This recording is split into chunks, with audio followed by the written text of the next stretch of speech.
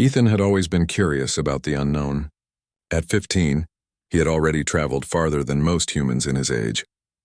His parents, both scientists, had taught him to explore carefully but courageously. Now, he was on the forested planet of Viralia, a place of glowing plants and strange creatures with his research team. Unlike Earth, the forests here were alive with lights that shifted colors, and every rustle in the underbrush could mean an animal, or something even stranger. One afternoon, as the sun dimmed behind the violet canopy, Ethan wandered slightly ahead of the team. He loved the quiet, the way the alien forest seemed to hum with life. His attention was drawn to a soft sound, almost like a whimper. Curious, he followed it deeper into the trees. The sound became clearer, a mixture of pain and fear, and it was coming from a clearing nearby. When Ethan stepped into the open, he froze. A young alien girl lay on the ground, her pale, shimmering skin glinting in the dim light. Her eyes were wide, filled with fear, and her leg was injured, bleeding from a deep cut. Her name, which she whispered softly when she saw him, was Lyria. Ethan could see the struggle to stand, the pain making her tremble. Without thinking twice, he moved closer, speaking gently. "Hey, it's okay. I'm not going to hurt you," he said. "I'll help." Lyria's eyes widened, a mix of suspicion and relief crossing her face. Humans were rare on Viralia, and Aurelians, her people, usually avoided outsiders. But Ethan could see the fear in her eyes. Not fear of him, but of whatever had hurt her. Suddenly the forest grew tense. The soft humming of the trees seemed to pause, and Ethan heard a low, threatening growl. From behind a thick bush, a massive beast emerged. Its body was sleek, panther-like, with fur that glowed faintly in patterns across its back. Its eyes were sharp, intelligent, and hungry. The predator moved with a dangerous grace, circling toward the injured girl. Ethan's heart raced. He had never fought a creature like this before. He only had a small survival knife meant for protection and basic survival, but when he saw the creature lower its head, ready to attack, he acted without thinking. He stepped in front of Lyria, holding the knife tightly. "Stay back," he shouted, hoping the sound of his voice would confuse it. The beast lunged. Ethan dodged, narrowly avoiding its sharp claws. He ran, weaving between trees, trying to keep the creature away from Lyria. He realized quickly that he couldn't just run. He had to fight smart. Using the environment, he grabbed a fallen branch, swinging it to distract the beast. The creature hissed and swiped, its claws cutting the branch in two. Ethan's mind raced. He remembered what his father had told him. In a fight, don't rely on strength alone, use your mind. Spotting a low-hanging vine, he grabbed it and swung himself out of the beast's path, landing close to Lyria. He pulled her to her feet. "You can move, right? Come on, we need to get somewhere safe," he urged. Lyria nodded weakly. Together they stumbled through the glowing forest, the beast following them with relentless speed. Ethan's arms ached, his legs burned, but he didn't stop. He guided Lyria through a narrow gap between two massive trees. The predator was too big to follow. Breathing heavily, they found a small clearing with rocks and a shallow stream. Ethan helped Lyria sit down and began cleaning her wound as best as he could with the supplies he had. Lyria winced, but she didn't move away.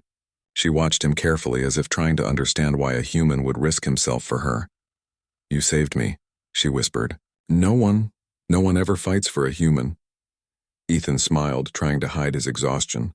"Everyone deserves help if they need it. Don't worry, we'll be safe for a while." For a moment, the forest seemed calm again. The glowing plants shimmered softly, and the sounds of distant creatures echoed around them. But Ethan knew that Lyria's people would come looking for her soon. And humans weren't always welcomed on Viralia. Hours passed, and as darkness fell, they heard the sound of footsteps and soft voices. A group of tall, slender aliens emerged from the shadows, their glowing eyes fixed on the human boy. At the front was Chief Kale, the leader of the Aurelians. His presence was commanding, his expression unreadable. Ethan stood slowly, raising his hand slightly to show he meant no harm. Lyria, despite the pain, moved closer to him. "Who is this human?" one of the Aurelians asked, voice sharp but calm. "This human, he saved me," Lyria said, her voice steady despite her pain.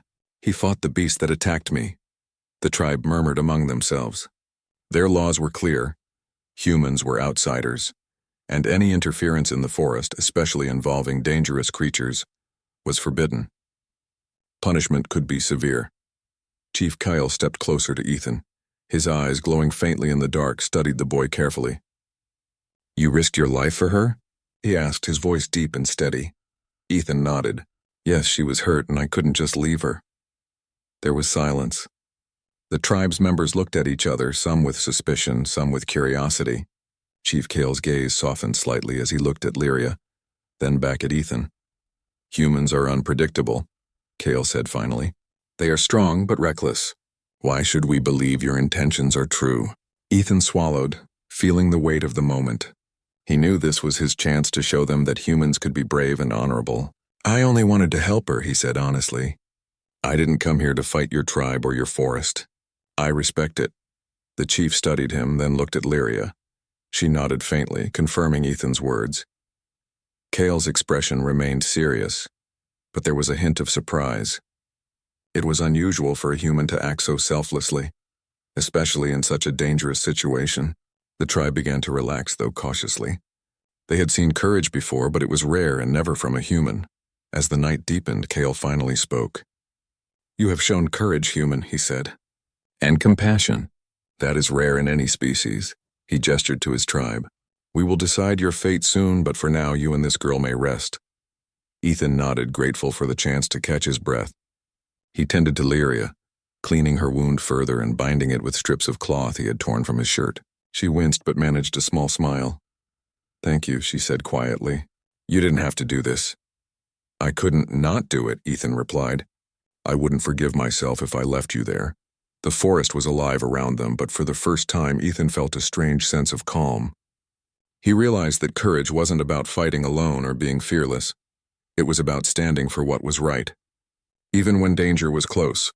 Through the long night, the human boy and the wounded alien girl sat side by side. Ethan told her stories of Earth, of oceans, forests, and mountains she had never seen. Lyria shared stories of her people, their connection with the forest and the creatures that lived there. Despite their differences, they found a common understanding, a bond of trust and respect. By the time the first light of dawn touched the forest, the Aurelians' village could be seen in the distance. Chief Kale and his tribe were watching, waiting to see what the human boy would do next. Ethan knew that the next moments would determine everything, whether he would be accepted or judged. But he also knew one thing clearly. He would always protect those in need, no matter the risk. And for the first time, Lyria felt hope that the human before her was not just a stranger, but a friend. The forest held its breath, and Ethan took a deep breath himself.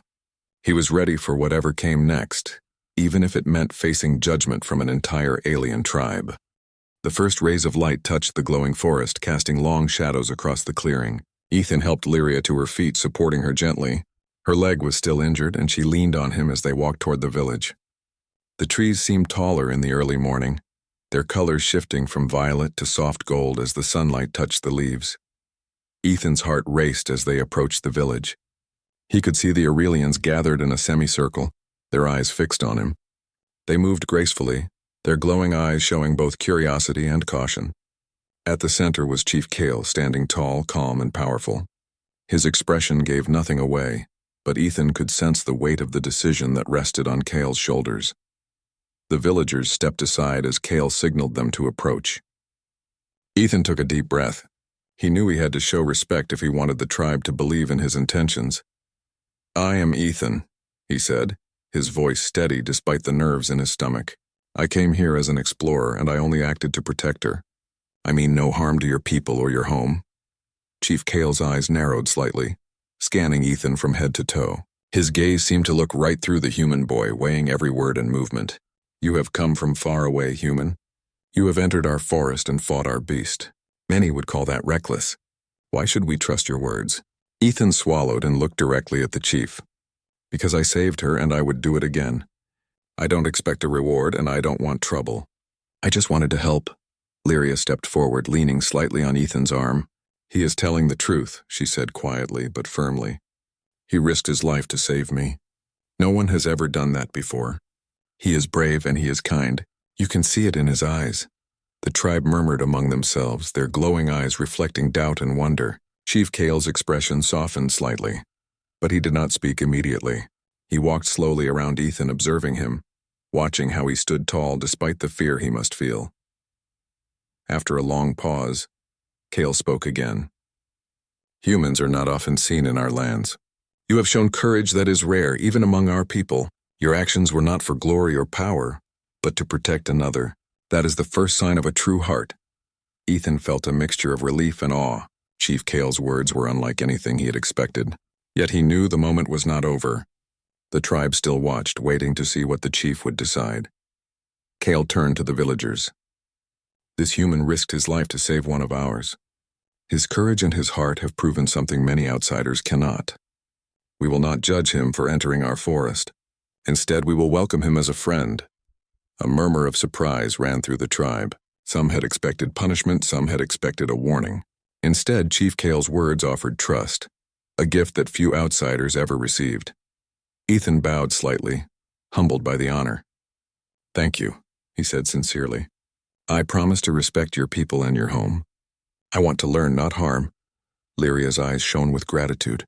She smiled weakly, knowing that trust had been built not only between her and Ethan, but also between their species. She could see that Chief Kale's decision would change everything. The morning passed as the tribe escorted Ethan and Lyria into their village. The homes were built high in the trees, glowing softly with light from luminescent plants. The village was peaceful, a place where every creature seemed to belong. The Aurelians moved with grace, showing Ethan the paths and the ways of their people. Ethan helped Lyria settle in her home. Using herbs and simple techniques, he cleaned and dressed her wound more carefully, making sure she was comfortable. She watched him quietly, fascinated by his dedication.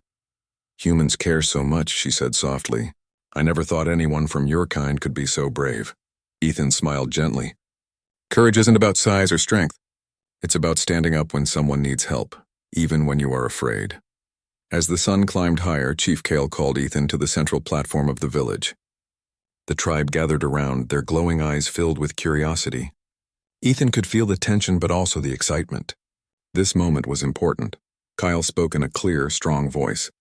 "Ethan, you have earned the title of Friend of the Tribe. This is an honor rarely given to outsiders. It means you are trusted, respected, and welcome among us." Ethan could hardly believe it. He bowed deeply, overwhelmed by the honor. "Thank you, Chief Kale. I will honor this trust with everything I do." Kale nodded, a small smile breaking his serious expression. "Your bravery has shown that humans, though different, can share the same values as we do: compassion, honor, and courage. Remember this, Ethan. It is not only strength that makes a being noble, but the choices they make in the face of danger." The tribe celebrated quietly, offering fruits and glowing flowers as a sign of welcome. Children approached Ethan, curious and wide-eyed, while adults nodded in approval. Ethan felt a warmth he had never known before, a feeling of acceptance in a world far from Earth. Over the next days, Ethan learned much about Aurelians and their ways. He observed how they cared for every creature in the forest, how they moved in harmony with nature, and how they shared everything among their people. In return, he told them about Earth, its forests, mountains, oceans, and cities. They listened intently, fascinated by a world so different yet so full of life. Lyria's leg healed slowly, and during this time their bond grew stronger. She showed Ethan the hidden streams, the glowing plants, and secret places where the forest's creatures rested. Ethan shared human knowledge of survival, how to navigate dangers, and how to care for wounds. Together they learned from each other, blending two very different worlds into a shared understanding. One evening, Chief Kale called Ethan and Lyria to the edge of the forest. The setting sun painted the sky in orange and purple, and the glowing trees reflected the colors in a magical display. "Ethan," Kale said, "your actions have not only saved a life but also built a bridge between our worlds. This friendship may be crucial in the future. Our forest is not without danger, and sometimes the help of an outside species can mean the difference between survival and loss." Ethan nodded, feeling the weight of the words. "I understand, Chief Kale. I will do everything I can to help protect your people and your home." Lyria smiled, leaning on his shoulder. "I knew humans could be brave, but you have shown me something more. You have shown that kindness and courage together can change everything."